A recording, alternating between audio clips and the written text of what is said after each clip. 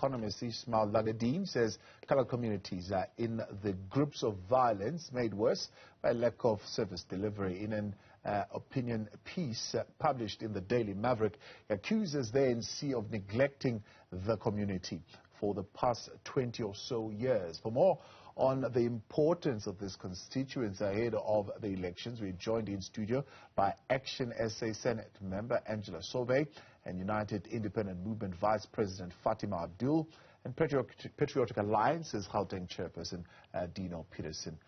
He's joining us via video link. You can be a part of the conversation tonight, 072-110-5584.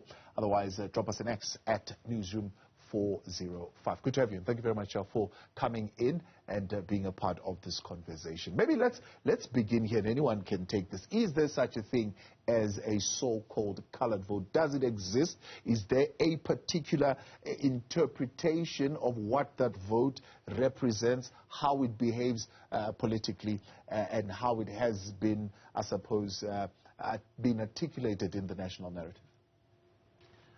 Thank you so much for the opportunity. In our opinion, it is an absolute travesty that 30 years into democracy, we're still talking racial demographics, when the entire objective of liberating the country was so that we are one nation. The colored vote is a very specific demographic. The colored community has been disenfranchised. During apartheid, they were disenfranchised. Colors were treated as second-rate citizens. And during democracy, the 30 years of democracy, colors were also disenfranchised.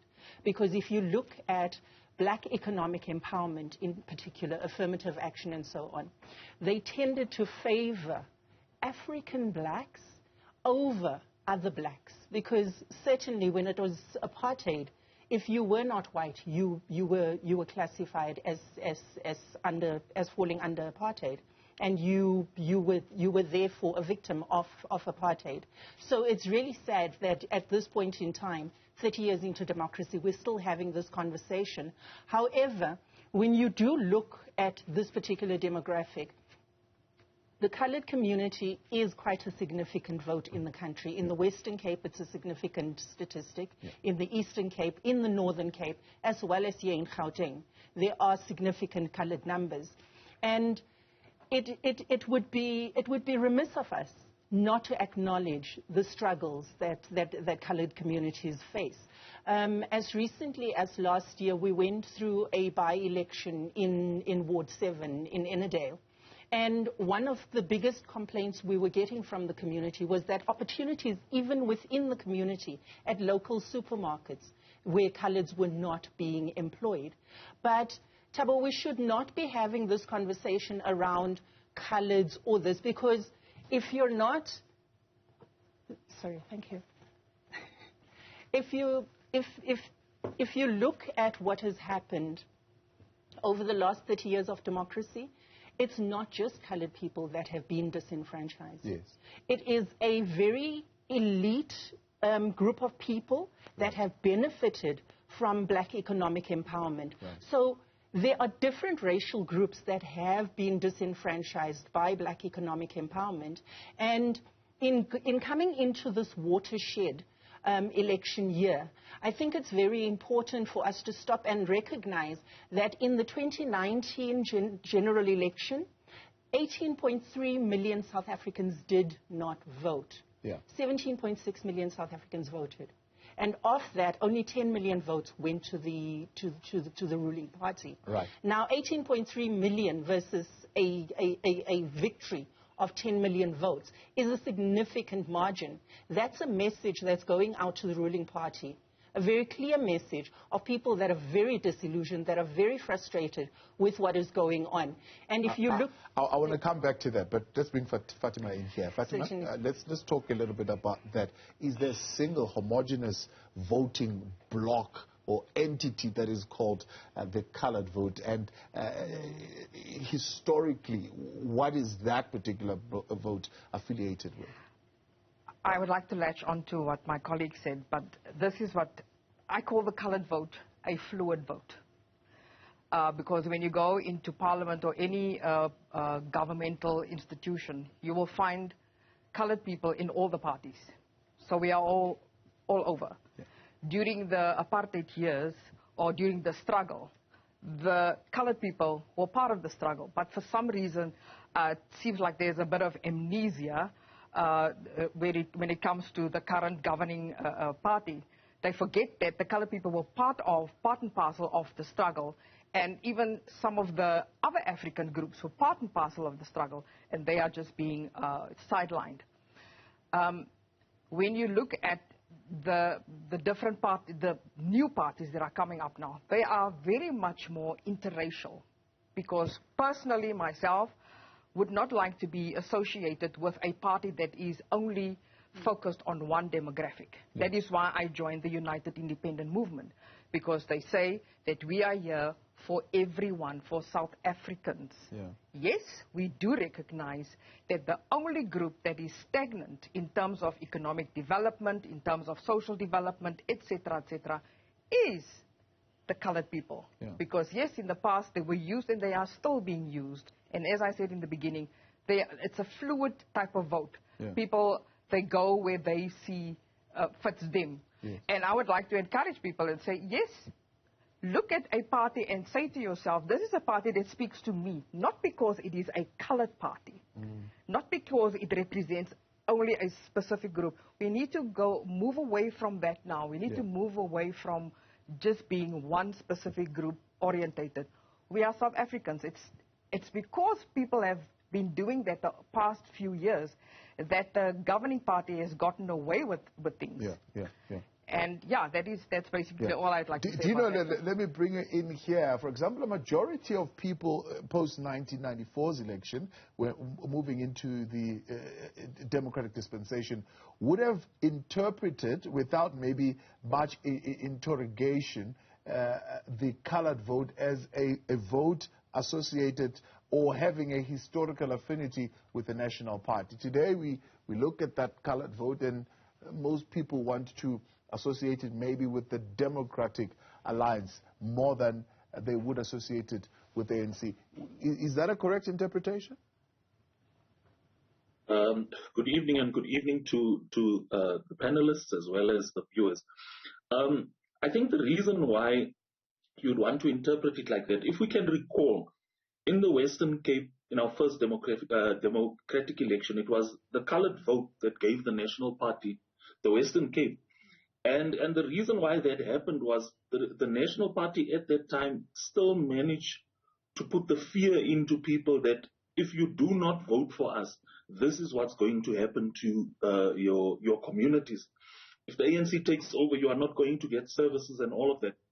And we see 30 years down the line, we are being sold a narrative that the Western Cape is such a beautifully run government. But when you really go into those very same colored and black areas, you see that they are actually bearing the brunt of that vote.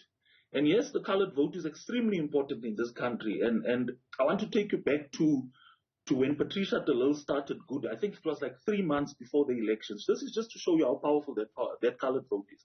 She had 3 months. She managed to get 2 seats in the National Assembly based on that colored vote by breaking away from the Democratic Alliance. So it shows you that this vote is going to be a swing vote. And it's important now because the colored vote has become, if you look at the colored communities especially, it was people that never really cared about politics. The ones who did voted religiously for the Democratic Alliance because they didn't want the ANC. But now with other political parties coming to the fore and community activists, community workers, conscientizing these people to say, but your vote really is important. I feel that this colored vote in this year's election is going to be a swing vote. I believe that if that missing middle can really become politically active, they can really swing who governs this country come May elections. Yeah. That colored vote is that colored vote is that stone that the builder rejected, which will become the cornerstone after the May elections, and that is my belief. Yeah, interesting that you bring that up. So, what are the factors that you believe affect this particular vote, except for, I suppose, the current debates, around employment equity and those policies and what has been raised already around Triple BEE by Angela. What are the other factors that drive that particular vote? Okay. I'm a local government councillor, and I already see that even during our budget processes, as soon as you start discriminating allocation of budgets to certain communities on the basis that they are not our voting constituency or they are colored people, they are better off than black people, you don't find colored communities as you would have back in apartheid. Our communities are very diverse. The ward that I am in was an historical ANC ward with 5 VDs. We won that ward. I became a ward councillor in this ward. We won two of those 5 VDs. The 3 other VDs, they didn't get enough votes. It was the colored vote that actually won this ward. And the reason why they are starting to stand up is because if you don't bring services to the area, if you don't bring development to the area, there's no job creation, one. So it's the issue of job creation. It's the issue of lack of opportunities. It's the issue of the reason why drugs and gangsterism is rife in colored areas is because there's nothing else for them. Government doesn't give them anything else to do, and it almost seems like it's deliberately engineered to make those people a third-class citizens, because that is how colored people are feeling in this country currently. Yeah. Angela, yeah, okay, you can come in. Just to latch onto that, it's actually just bread and butter issues. Mm-hmm. Just the plain and simple things that all South Africans actually deserve. Service delivery, a job, food to eat, a roof over their heads. That's the basics. Education and security. That's the basics that all South Africans want. Yes. And so also the colored people. Yeah. So that is why I have an issue with the fact that we have to, fragment and specify the colored vote. Mm-hmm. But unfortunately we have to, because they are the second largest group in South Africa. Why the fact is because there are now too many parties that are becoming colored parties, so to speak. Yes. That's the correct phrasing to use, right? I don't know what that is. No, I agree with you. But then the question becomes, this separateness, does it not then create some kind of inequality also in the electoral system? It actually does. It actually does. It creates more fragmentations. It creates more little groups, instead of people looking at a party and saying, does this party speak to me? Not, is it a colored party? Are the leaders colored? You see, the indigenous people, let's go there. The indigenous people of South Africa are not all the same. People look at us, we look different. When you go to the different provinces in South Africa, in KZN, that grouping is different. Yeah. They're made up of Zulu and Indian and so on. When you go to the Northern Cape, the makeup there is different. In Gauteng is different. So instead of having an umbrella opinion of that specific group, because some call themselves Khoi, others say I'm not Khoi, I am colored, I am not colored, I am Griqua. So every person that is part of that group, they need to look at a party and say, does the party speak to me? Does the policies, the constitution, does what they stand for speak to me? Will they see to it that I get what I deserve? No special, nothing special.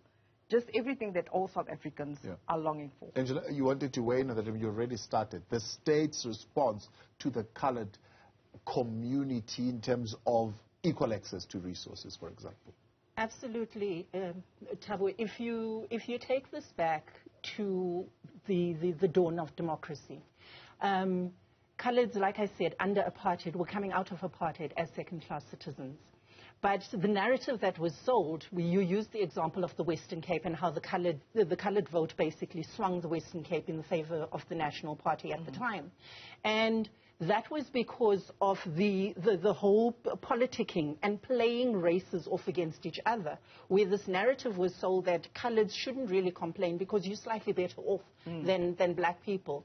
I speak from lived experience, having grown up partially on the Cape Flats in Manenberg, where on a Sunday afternoon after lunch, you'd be standing at your front door and you'd have to rush back inside because the gangs would be passing your house armed with pangas and so on, going to fight each other on the field next to the Roman Catholic Church. Sure. Anybody from the Western Cape will relate to this.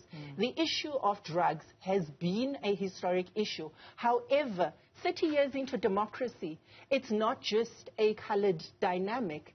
The issue of drugs, nyaupe and tik and crystal meth is something that affects all racial groups. If you look at the issues that affect all races, I mean, if you take COVID didn't care whether you lived in Bryanston and had medical aid or whether you lived in Orange Farm and in a shack. Everybody was equally affected by COVID.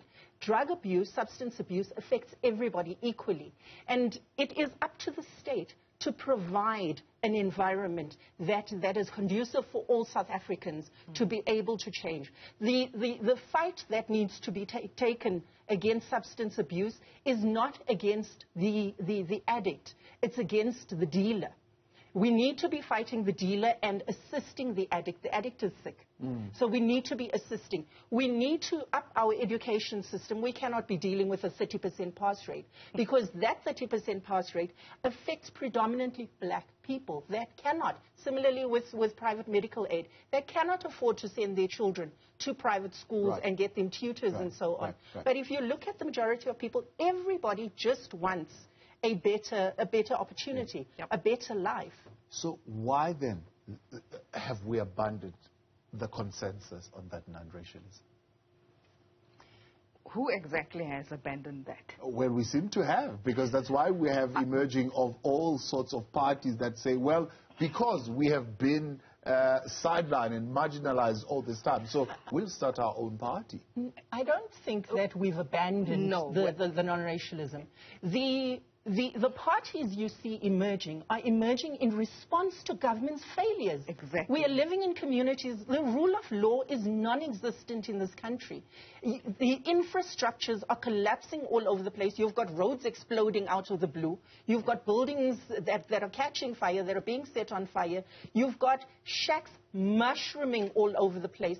It's something that affects everybody. The parties that are mushrooming are trying to offer practical solutions to South Africa. If you take a party like ours, Action SA, we've come out of our policy conference in September of this year, and we've put a host of policies in place, including an alternative to black economic empowerment, which is inclusive economic empowerment, and where we are hoping to bring about equity, because different groups have been left behind, some from apartheid days, some beyond apartheid days. And the idea is to level that playing field and ensure that the government creates an environment where businesses thrive and are able to create jobs, that the education system is functioning, that everything that government is supposed to be doing is functioning, and that citizens are able to benefit. Is on that toasty issue of race politics, but in particular this time looking at the impact of the colored vote and how this, as they put it, will swing the 2024 national elections. So before the break, we were raising this issue of whether, do we still pursue non-racialism? See, the United Independent Movement has said from the beginning, something happened 30 years ago. And then we had the Truth and Reconciliation process. The truth came out, but reconciliation never did. And it suited the current government that we never get to reconciliation, because then the different ethnic groups in South Africa were then still fragmented and living separate, having perceptions of one another. And now it's survival of the fittest. At the moment, the 49 million so-called South African black people have got a huge bouquet of parties that they can choose from, because they believe those parties will stand up for them. And then you have the 5.3 million colored people who they don't really know where to go to, and there's these mushroom parties, and they think that those parties will also give. I say to the people, look what those parties have done for the past 10 years. If they haven't spoken to what your needs are, then rethink that. And then you have the Indian and white vote. They basically kind of have their homes already. But it's the colored vote that always has to, move around, because they really just want to be accommodated in this country that they also fight for. Let's talk about that, Robin. How has that colored vote moved around? Did it fundamentally change, for example, in terms of its voting preferences from the first democratic election, second, moving on and moving on and moving on? It has actually diminished, because less and less people started voting because they were disillusioned But now there's an awakening. Now people are saying, okay, we have more choices in terms of parties. We have more choices in terms of parties that speaks to our needs. However, I would like to admonish the colored people not just to run after parties because they talk the talk, but they don't walk the walk. Yeah. They need to be very critical and really analyze, become critical and analytical thinkers, see what the fruits are of what was being spoken, and then cast your vote. If you are being swayed and being, it's lekker, jolly kind of thing, because we make emotional choices, and that's where the problem comes in. Yeah. Do you know, has there been any fundamental change taking place in voting preferences among coloreds between the various democratic elections that have taken place? Yes, there definitely has been. I think it was mentioned, we saw it in the Ward 7 Ennerdale by-election, where there was definitely a swing from how they voted historically to voting for parties that actually speak to their issues now. Because they realized that the parties they've been voting for the past 30 years has not really been putting their issue on the table. Colored people always just wanted the colored agenda to be on the table when these discussions happen, so that you can actually acknowledge the fact that they have been marginalized. You can acknowledge the fact that you have not been giving them opportunities and really start having the conversation. We saw the Gauteng Premier was forced to reopen the applications for crime prevention wardens and reopen it only for colored and Indian people, because they've become so disillusioned with government and they don't even trust them anymore, that when the first application process happened, not a lot of colored and Indian people were hired in that process. Another thing that I also picked up was that if you look at the allocation of housing, I asked this question: do Indian people not qualify for RDP housing? Because if you can take me to any place in this country where especially around Gauteng and others, where you can say that they are also they can also be beneficiaries of RDP housing on the basis that they are Indian, they are also poor, they meet all the criteria, but because of their race, they are not being considered for some of these things. So you can see that the system that is there, although we want to claim non-racialism, it is there, and everything that they do is based on race. Cyril Ramaphosa at the UDF's 40th commemoration, he mentioned there to say that colored, Indian and white people felt neglected. He mentioned that it was the ANC that actually lost their non-racial character. And the reason why these parties are coming up and starting to speak on other race issues is because this very same system of classification, race classification. I mean, in this day and age, we are still sitting with the classification that says colored people are not African. And then you have indigenous people to this country, the Khoi, the San, the Griqua, and so forth, are not being recognized as African, but they are being classified as colored. So it is this democracy, this government that is responsible for the mushrooming of parties now wanting to speak to people's issues because of the system that they carried on even after apartheid. And that very system what does that then specifically mean for the big parties, right? How should they be responding to that strategically, organizationally, in relation to what you're saying is the colored agenda? I mean, if as a political party you still speak of black in general and African in particular, what are you saying to those people? You are telling them that your employment equity, your act, is deliberately going to discriminate on them based on the fact that they identify as colored. So these parties, and if you look at parties like the ANC and the EFF, they don't recognize colored people as Africans.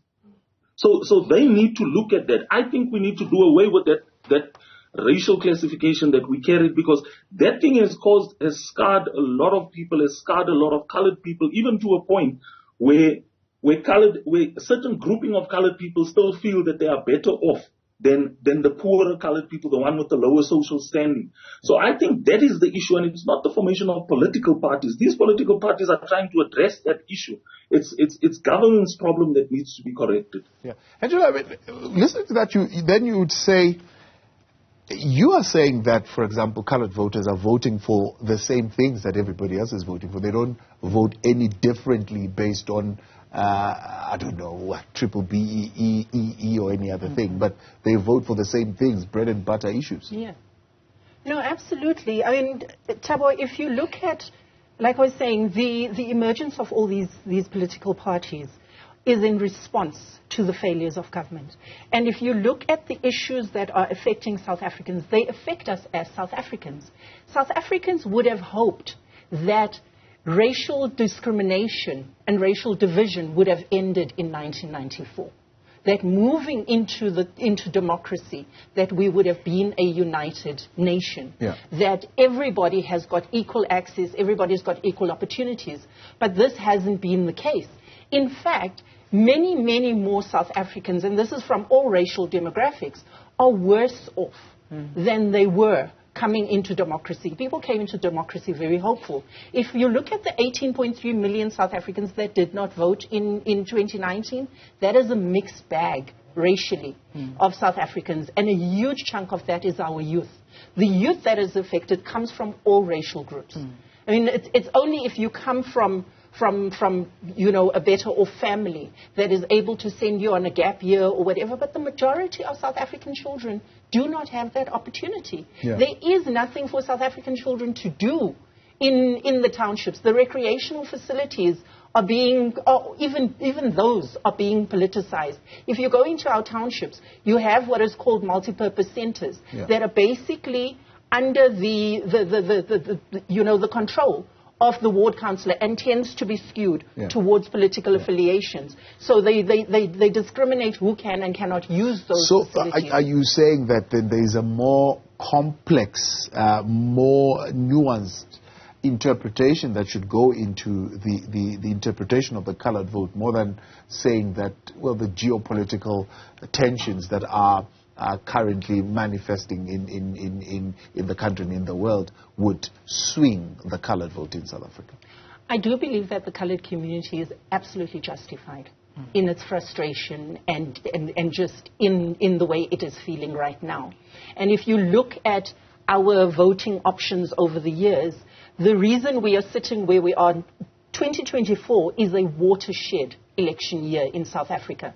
And we are trying to encourage as many South Africans, the 18.3 million that did not vote, if they just went out to cast their vote, we could see a completely different result in this country. Because you're talking about issues that are now affecting everybody across the board. And it's not just when you look at the frustration that the colored community experiences, pockets of the Indian community experience that frustration, pockets of the, of the different racial demographics experience equal frustrations. But in the colored communities, it's almost like a double whammy. Because under apartheid, coloreds were not white enough. So coloreds could not benefit from any of the benefits of apartheid at the time. Right. Under democracy, coloreds weren't black enough, so we couldn't benefit from black economic empowerment. Right. So, and yet, as Fatima referred earlier, you've had the colored vote being the one that manipulates the outcome of the election, and coloreds being promised things, and you basically have token politicians that were historically put in place to kind of appease. If you look at the Western Cape as a case in point. But if we go to the Northern Cape is the one province in this country that has a huge mass of colored people, of mixed race people, because even your Afrikaans Setswana people who identify as colored. But if you take it to earlier within democracy, there was an entire community that was moved, I think, to Smithsdrift or something like that, to army camps. And if I'm not mistaken, they were still there a few years ago. Nothing had changed in terms of that. So the point I'm trying to make is the fact that with the Northern Cape, you've got an entire province that has contributed significantly to the wealth of the world.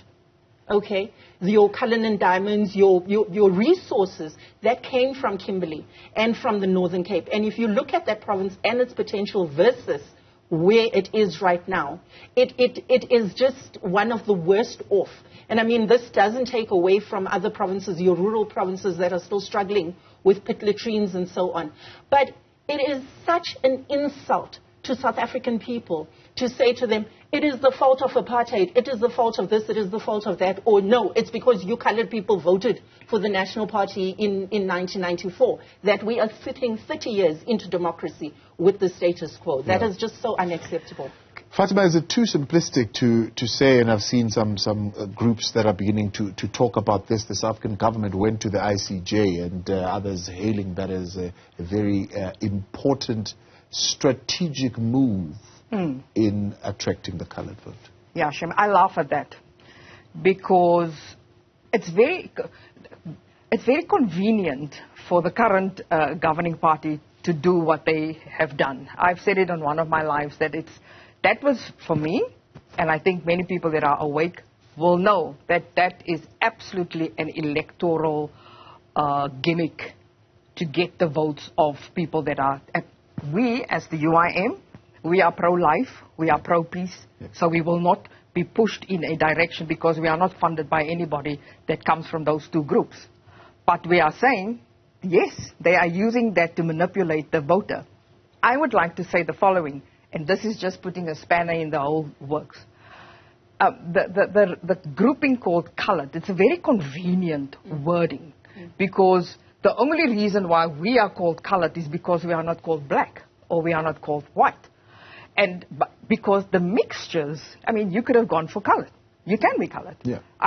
You understand what I'm saying? Yeah. So it just depends on how the mixture worked. Did it go darker or did it go lighter? Because everyone in South Africa is actually mixed race. It just depends on how the mixing worked.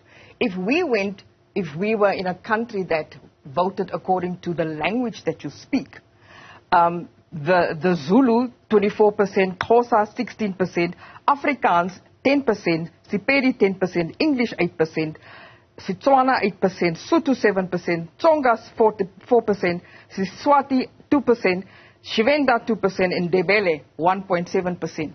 If we had to go vote according to that, then there would have been a big difference. Sure. Dina, let's bring you in here. I mean, on that question of Israel-Hamas war and how different parties have articulated on that score, how do you think that is going to impact how the colored community is going to vote? I don't think it will have too much of an impact. And the reason why I say so, because I will take you again to the Western Cape. I mean, the DA has always been pro-Israel, and they've won the Western Cape because the people do not vote for those geopolitical issues. They want to vote for issues that affect them directly. So I don't think it's going to affect the colored vote. If that were the case, then it means the ANC is guaranteed the Western Cape because they were the ones who took Israel to the ICJ. So I don't think that it's going to affect it, to be honest. Let's look at some questions that have come through. 072-110-5584 on X at Newzroom 405. These are some of your thoughts. Good evening. The problem we have in colored communities, especially with the PA councillors, is that they are not transparent and there is no accountability. They also ridicule you for asking questions and they are rude and arrogant. So they're definitely not getting my vote. Dino, you want to take that quickly? Sorry? You want to take that comment? I didn't. Can I? It would have been interesting too, because they talk about the PA councillors, but you don't necessarily know, who this is from. I mean, if you look at that comment, it can be anybody. It can be a political party that uses this opportunity to. It really does. It does not address the topic of the evening, which speaks to the issue of race. Or are you saying that all PA councillors are like that? Because I am one, and I've never had such an experience. Yeah, they're all anonymous, unfortunately, so they're not giving us their names. One saying here, apartheid destroyed us. Racism still exists in South Africa, especially here in the Western Cape. Coloureds still regarded as second-class citizens on the expense of blacks. Then that becomes the debate, isn't it? The fight to be admitted into the wide economy of prosperity and privilege, and it becomes a thing that we are arguing about. But I think this goes to the point I was making earlier, that under apartheid, coloureds were not white enough to benefit. And under democracy, coloureds were not black enough, because you had black economic empowerment and all these policies that seemed to benefit a particular race. But why not then join together so that you then fight against the system? Join together. More than wanting to justify your own political, economic domination. But as political parties, we do have the multi-party coalition. Yeah. So like-minded parties have already started to engage and have reached an agreement in terms of how we want to approach this election and how we're wanting to unseat the governing party, so that we can offer South Africans an alternative. Yeah, Fatima? Yeah, once again, it's that convenience thing. Sometimes it's convenient to call colored people, and sometimes it's convenient to call them Africans, South Africans. I would like South Africa to get to the point where we just speak of South Africans. Yes. Yeah. Where our children don't have to fill in a form to say race. It must just say South Africans. Yeah. Because the minute we do that, then there's that divide. Yeah. And you know what? If we say we want to build a better, or we want to save South Africa, we need to do it on behalf of the generation that is still to come, because they actually don't have issues anymore. In some pockets, yes, when parents are still indoctrinating their children, but our children don't have issues. It's us as adults that brings in this racial things and so on. Our children actually just want to live in South Africa. Yeah. Just to make an example, in my case, I always say to people, I am all nations. My father's Indian. My mother's, my late mother was Xhosa. My sister's married to an Afrikaner guy from Bloemfontein. And the rest of my family is Africans. Sotho, Tswana, Zulu. So I can't sit here and say, we just have to speak on behalf of this race.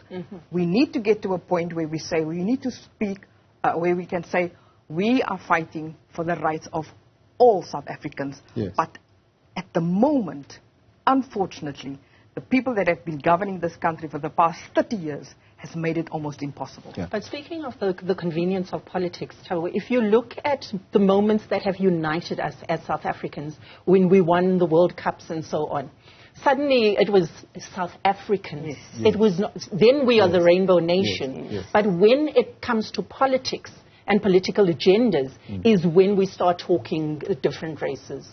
Do you know one can maybe be a member of the ANC and say to you, particularly your leaders, there is no way that they can account for the perception that the ANC would not have delivered to a colored voter? They were part of the ANC at some point.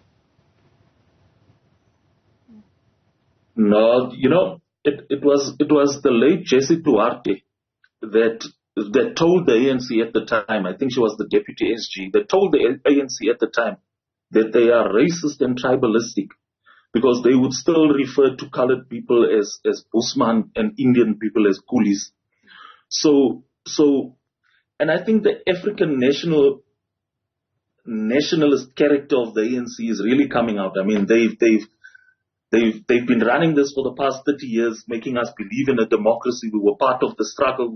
Colored people were instrumental during the struggle when many of them were in exile, when they were leading the EF and other formations.